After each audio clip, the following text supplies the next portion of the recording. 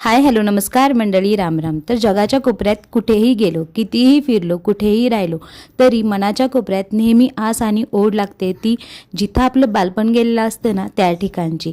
तर हे पवनगाव सातारा जिल्ह्यातलं माझं माहेर. इथं माझ्या आयुष्याची पहिली 10 वर्ष गेली. इयत्ता 3रीपर्यंत मी गावी झेडपीच्या शाळेत शिकायला होते, त्यामुळं आम्ही इकडेच राहायचो. त्यानंतर सातारला शाळेच्या निमित्तानं शिफ्ट झालो, कारण आमच्या गावात 4थीपर्यंतच शाळा होती.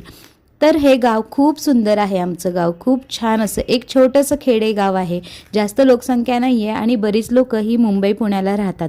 तर जुन्या पद्धतीची घरं, हिरवीगार झाडी आणि त्याच्यामध्ये माझं हे छोटंसं गाव, खूप सुंदर असं आमचं पवनगाव.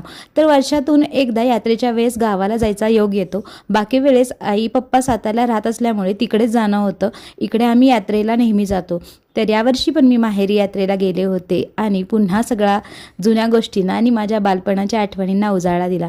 हे आमचं छान असं सुंदर घर आणि त्याच्या सभोवताली माझ्या आजोबांनी 20 वर्षापूर्वी साधारणपणे लावलेली ही सगळी झाडं, कदाचित 20 वर्षापेक्षा जास्तच. हे घर 1992 साली बांधलेलं आहे. त्यानंतर आम्ही त्याची डागडोजी वगैरे करून घेतली, थोडं नवीन नवीन गोष्टी टाकल्या त्याच्यामध्ये. पण 3 घाई कौलारू घरात राहण्याचं सुख हे काही औरच.